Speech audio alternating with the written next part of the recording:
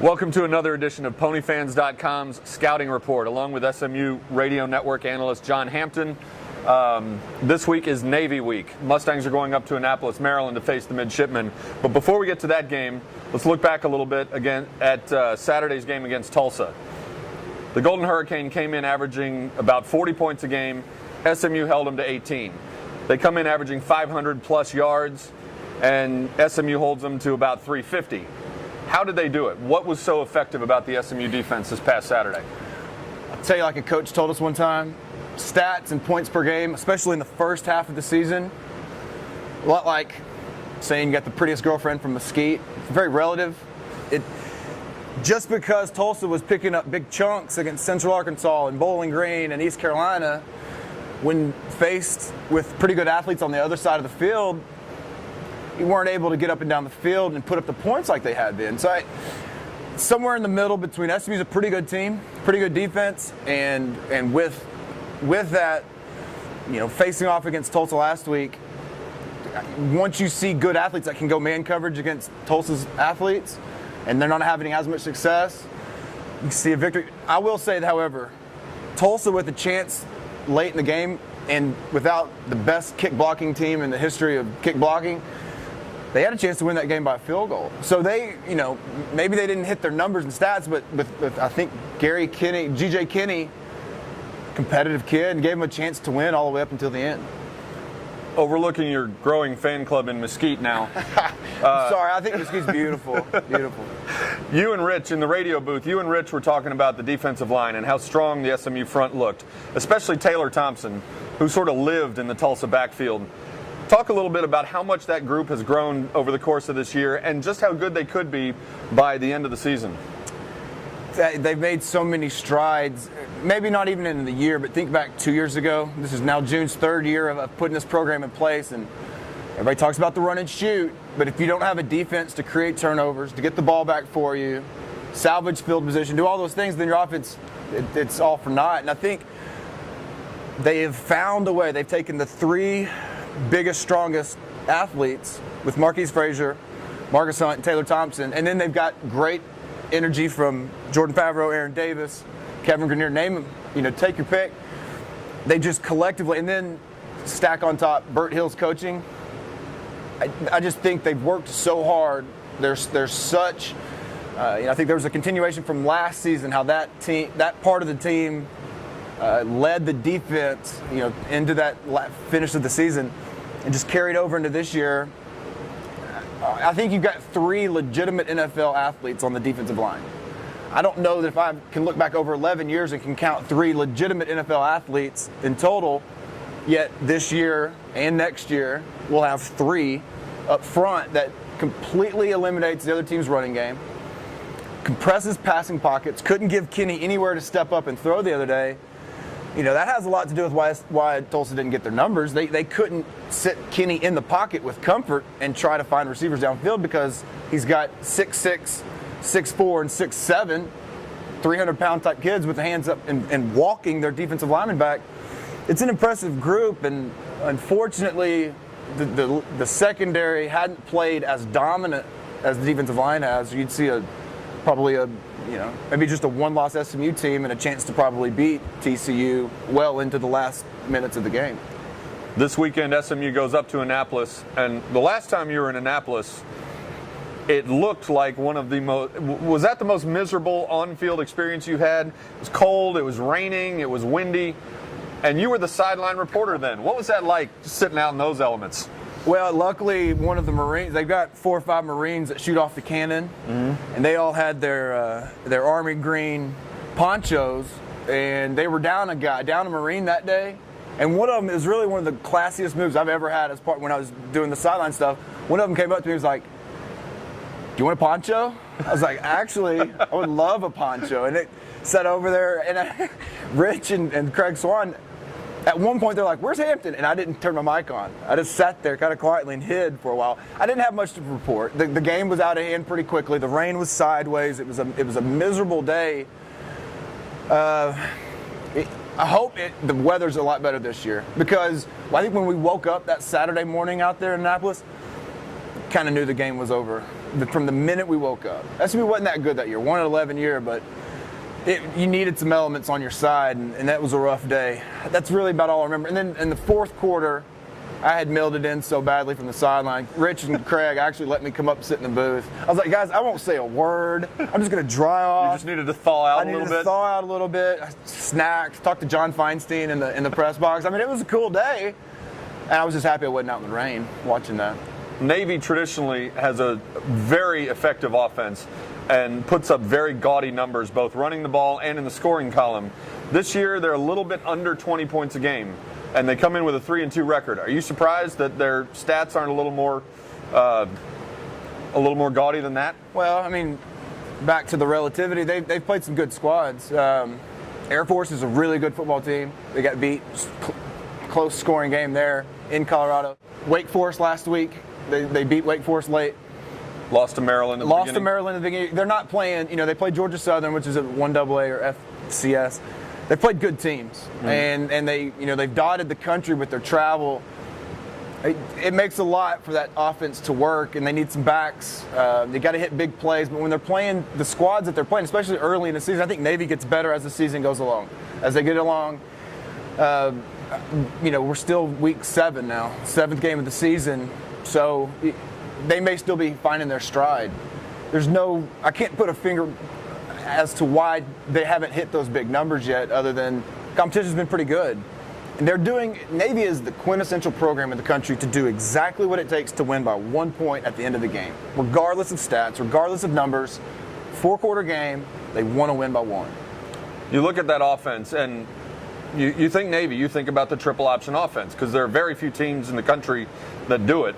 And to the casual observer, it may look pretty complex, but really there's only 4 or 5 or 6 plays they have and just different angles they can take with it. What is it about that offense that makes that system so effective for them? Well, as with any offense, whether it's a spread or an option, you got to have a quarterback, the trigger man running the show. Ricky Dobbs is great. I remember watching a couple years ago, he was their backup, but watching, didn't have to attempt to pass, and watching his running style, not so much his numbers or his stats, but just his style of athleticism. It seems like if the kid wasn't such an off-the-field, great all-around, stand-up kid, he could play I-back in half of Division I schools. He could have played tailback. But because he had the total package from everything, scholastically, his future goals, he found that Annapolis or the Naval Academy would be a great place for him to go. That's a great benefit for Navy. They've got a great quarterback. You use the keyword angles. Offensive line are working angles. Backs are working angles. Receivers are working angles when they crack and block on kids. They're looking for the head placement on the right shoulder, if you will. And if they can get the right angle, it doesn't matter if you're not as big and strong and fast. If you've got your body in the perfect spot, you can find a seam. And if your secondary players and linebackers don't get off of their block and don't defeat that angle, you get really big plays. You get gashed, and then you get that for 4 quarters. You get it from the 1-yard line. If they have 99-yard drives, you get it the entire length of the field for 4 quarters. Execution is perfect out of those guys. They're well coached. Because it's so simple, you just practice the repetition of the same thing over and over. You're not teaching new tactics, new game plans every week. It's the same thing. You mentioned Ricky Dobbs, their quarterback. He is the guy who pilots that offense. But the other thing that makes it go is that offensive line. They're not that big. They're 275 on average across the front. But this is the game that defensive linemen hate to play. And this is the reason I brought up the defensive line earlier. These guys will cut block all day long. First of all, explain the difference between the legal cut block and the illegal chop block, because they look very similar. But then also, how does the defensive line compensate for that and walk away from this game with 2 healthy knees? That's going to be tough because they're all such tall players, and they're going to have to play with leverage and stay down. It's easier said than done. 6'6", 6'7" type players, especially Margus hadn't seen an option probably, doesn't have any idea what a cut block is, or he's learning quickly, I'm sure.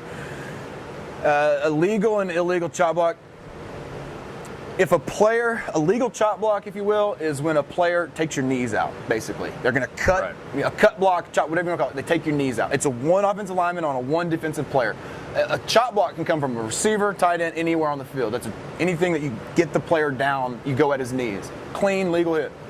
Illegal chop block is when that same chop action is taking place, somebody's going at their legs, but they're engaged with somebody up top. So if I'm Margus Hunt and you're blocking me up top and I'm winning, yet eliminate, somebody comes and chops my knees, that's illegal because I'm engaged. It's a high-low, basically, is what they call it, a high-low chop. And you can really cripple a guy that way. Oh, you can end his football career that way. That's why they've instituted such a serious penalty, 15 yards. That's going to be tough for SMU this week, and not to make light,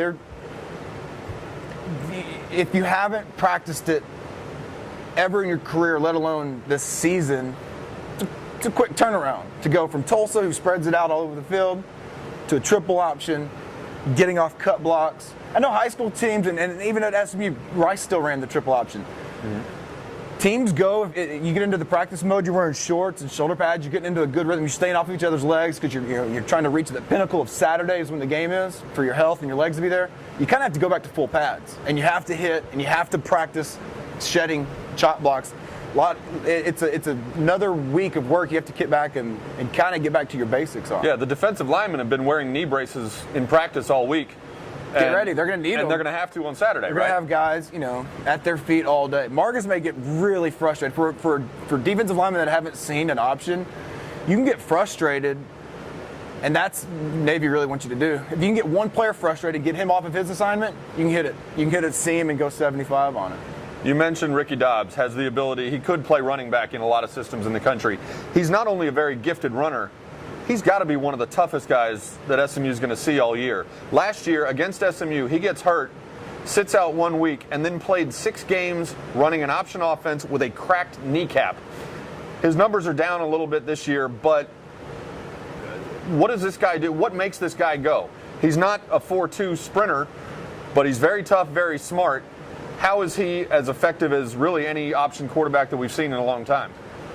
Well, he's 21, 22 years old, and he's had a stated goal since he was like 10 that he wants to be a president in 2030, 2040, whatever the number adds up to being. The entire campus, the entire academy up there is full of the most stand-up kid from your high school class.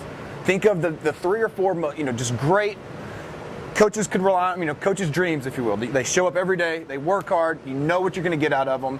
Off the field, they're great, high character kids. He's that guy. He's just surrounded by a ton of them, and I think when you're in a big group of those kids, obviously somebody is going to rise to that top. Ricky Dobbs is that guy.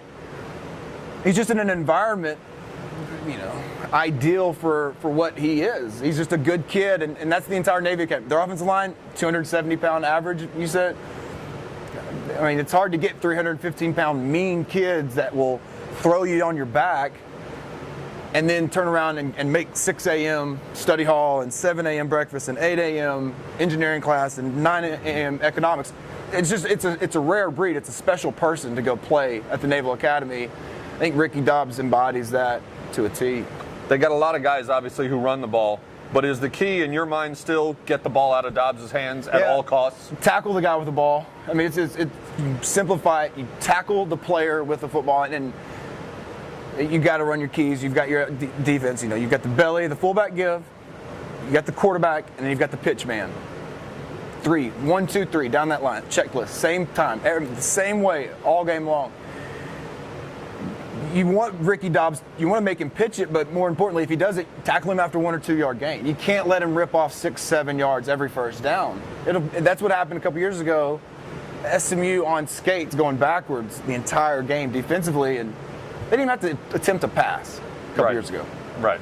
They ran one pass play. Ricky Dobbs pulled it down and ran because he could. I mean, you've got a lot of work to do in a short amount of time to get ready for these guys, but yeah, I don't envy the defensive staff for having to get these guys ready to go, because you get Ricky Dobbs tackled, he makes a great pitch as he's going down. Somebody's got to beat that block and be in position to tackle a running back, which I think this week will be easier to do, to tackle the running backs than the quarterback.